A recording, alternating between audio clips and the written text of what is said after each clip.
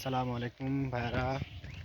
এই যে আমার পিঁপের ক্ষেত, আমি এগুলো আবাদ করি।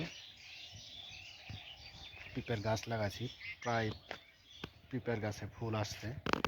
এই দেখুন ফুলগুলা দেখা যায়। আপনারা সকলে দোয়া করবেন আমার জন্য পিঁপেগুলো ভালো হয়। পাশে আমার কচুর ক্ষেত আছে, এই যে কচুর ক্ষেত, এই যে আমার কচুর ক্ষেত, কচু লাগানো আছে। তারপরে আছে পটলের ডাল আছে আমার,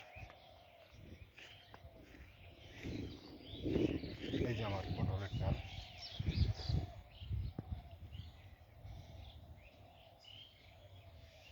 আসসালামু আলাইকুম, আপনারা সকলে ভালো থাকবেন।